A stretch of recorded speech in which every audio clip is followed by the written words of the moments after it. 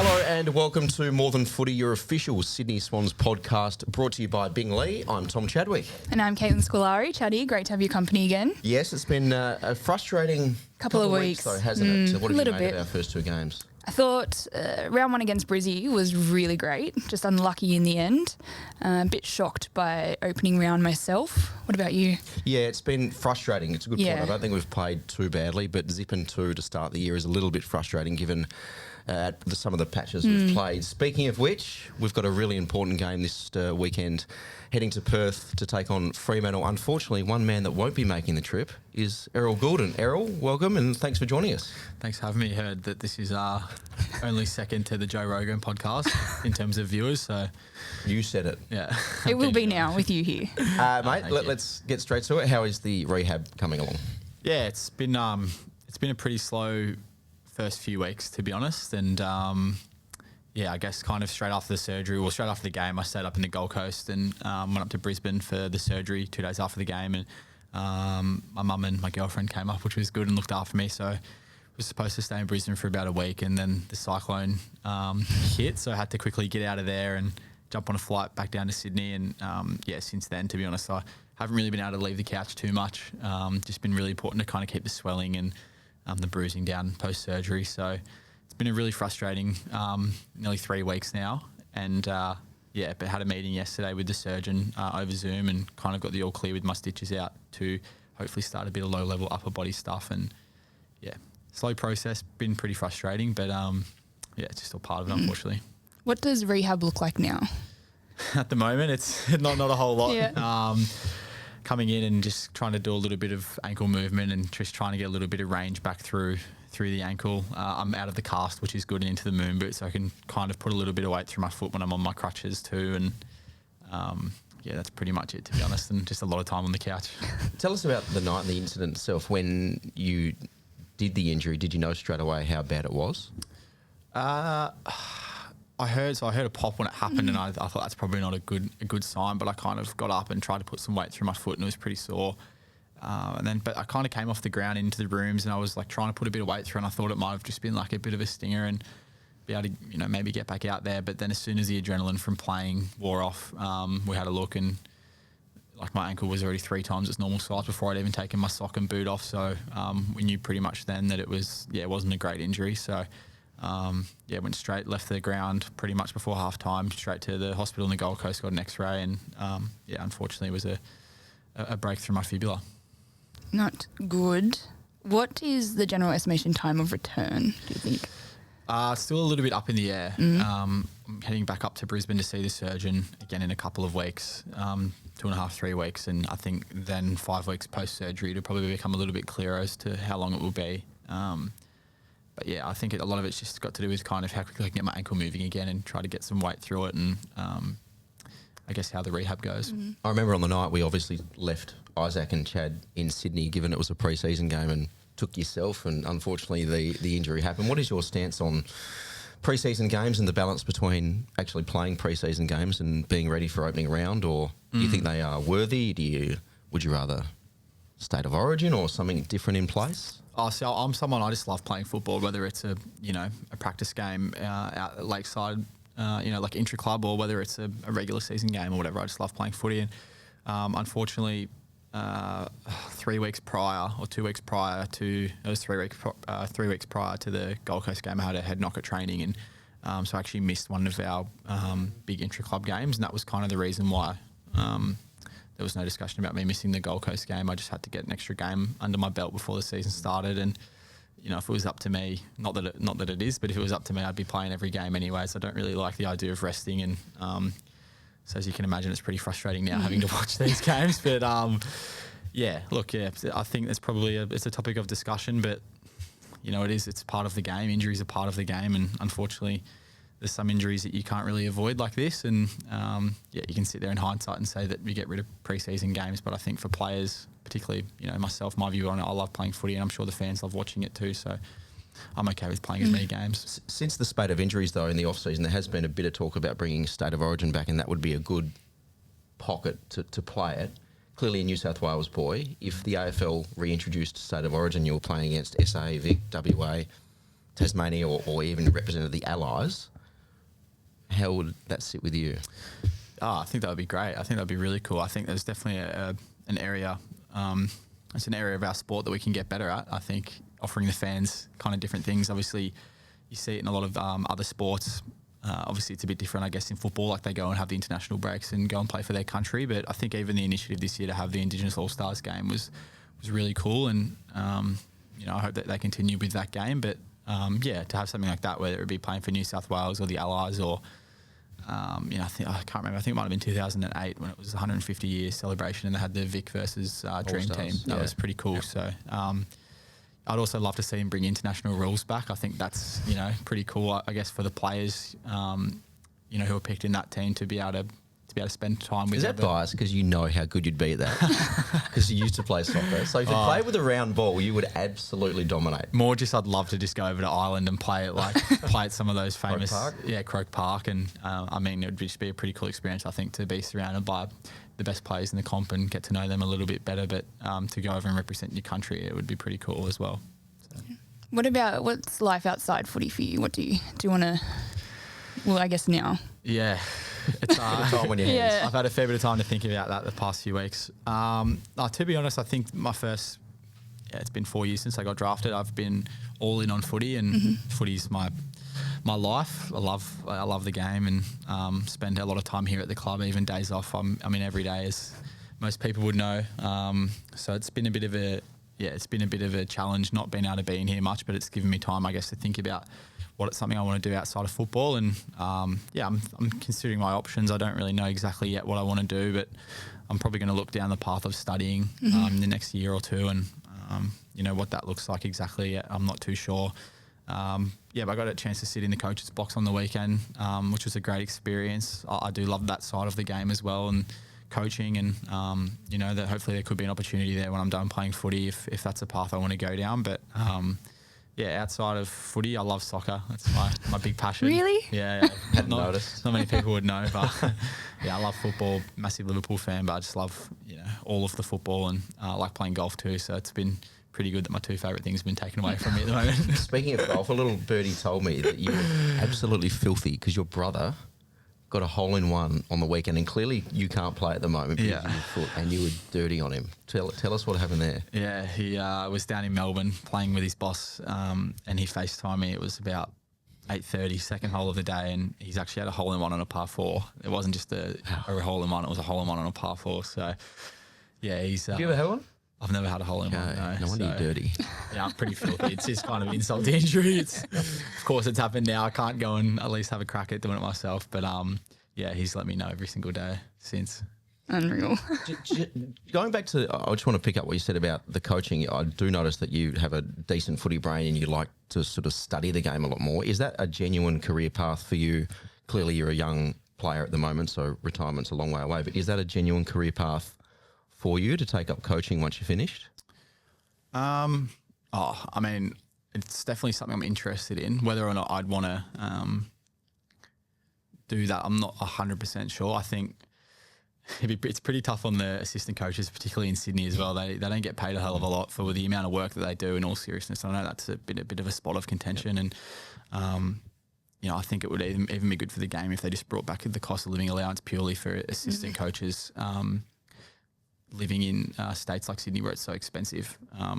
And we've seen it with other people in our football department that have had to leave and go and explore other job opportunities just due to the hours that you have to put in, what you miss being involved at a footy club with, like your family and things like that. But just also how expensive it is to live here. And, I'm obviously fortunate that I'm a player and I'm not speaking on behalf of players, but I think for people involved in the football department, that is something that they genuinely do have to consider. And I know that can sometimes get swept under the rug a little bit. But whether I'd consider doing that, I'm not too sure. I'm really interested in that space, though. I guess being not playing at the moment, it's still kind of a way for me to kind of stay connected to the team, which makes it a little bit easier, I guess, when you're sitting in all the review meetings and game preview meetings. At least if I'm kind of involved game day in the box, I can kind of remember moments of the game and things that I thought and talk about it with the boys. But I'm also really interested in kind of like the list development side of the footy, and like building a list and contracts and stuff like that too. So keep my options open, and yeah, you never know. Speaking of list management and contracts, you re-signed last year. Do you have any words of advice for a teammate in particular, Chad Warner?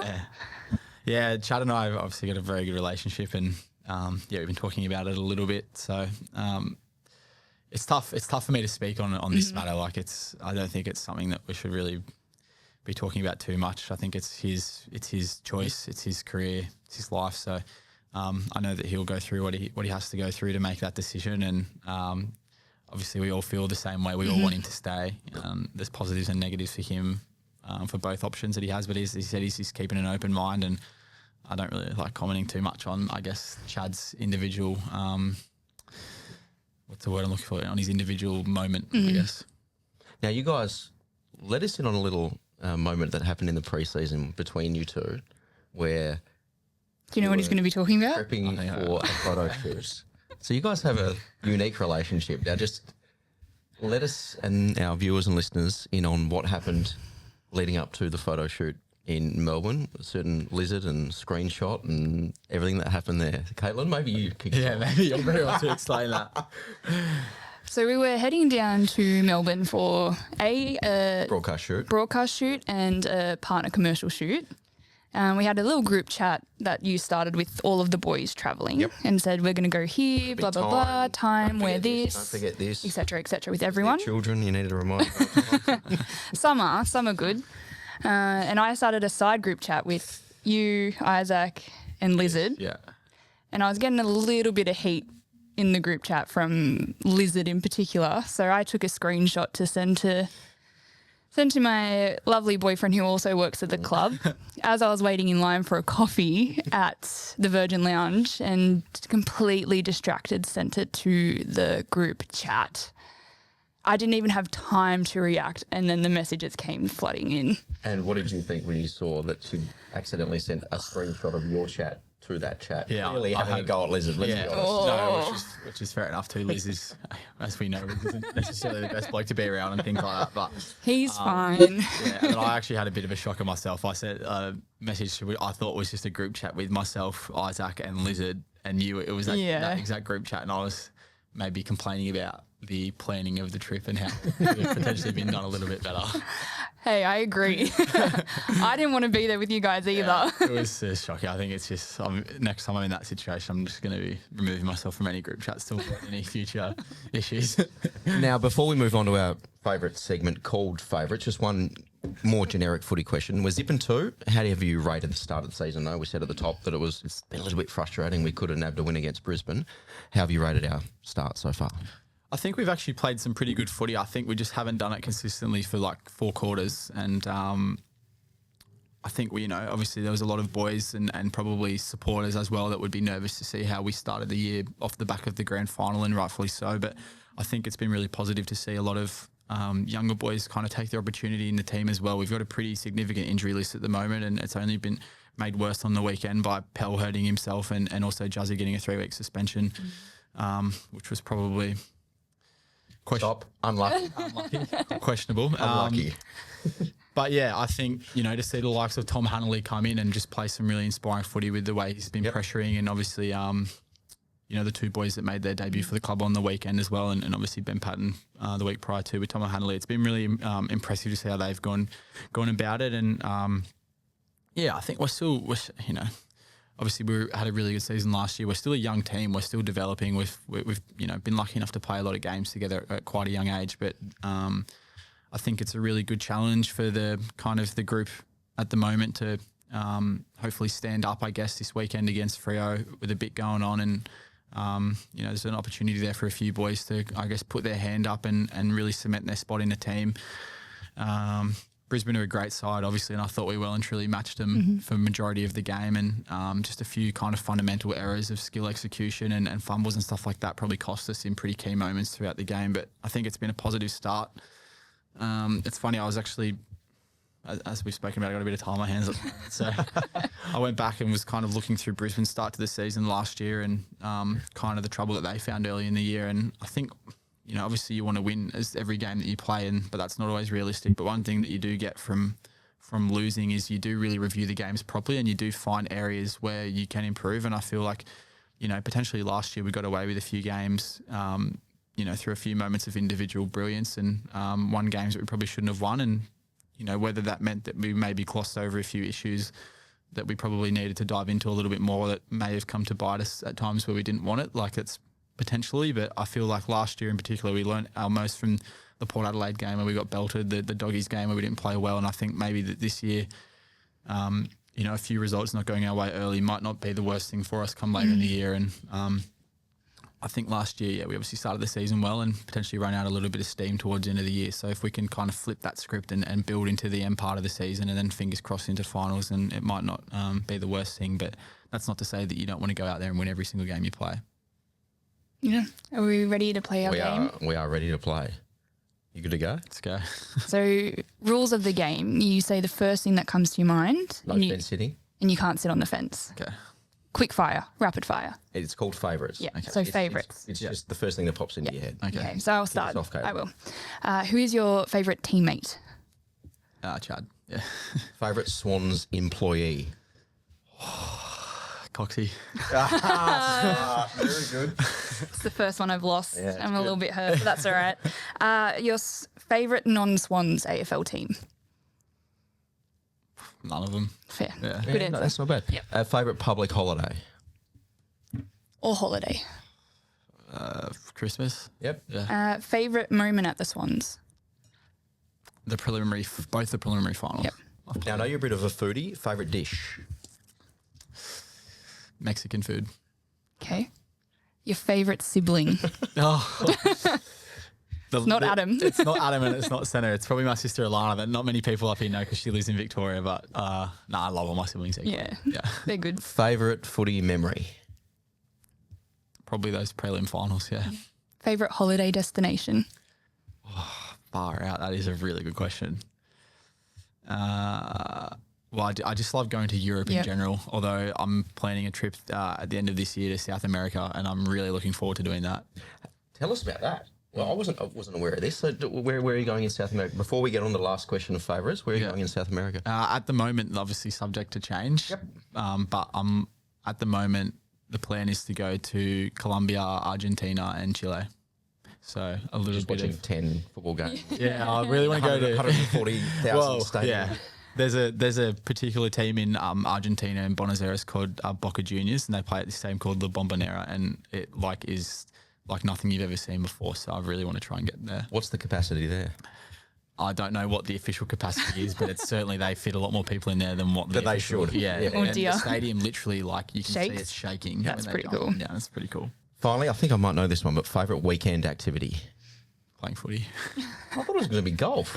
This is non-footy. Oh, non-footy. Yeah. Yeah, golf. I love just, as you mentioned, I love like my food and drinks and stuff like that. So I do love just like going to a really nice restaurant. But yeah, probably like playing golf and then going to a really nice restaurant in the Arvo and a few drinks and a really nice feed. Fantastic, Errol. It's been great to have you on. Good luck for the rehab, and we hope to see you on the field sooner rather than later. Thanks you, mate. Matty. Thanks for having me, mate. Caitlin. I'm Lionel Lee, and we're proud to be a sponsor. Bingley has been around since 1957, and I'm proud to say we're still family owned. Our team is over 720 people now, and there's one thing they all believe in. We treat our customers like their family. That's the Bingley way.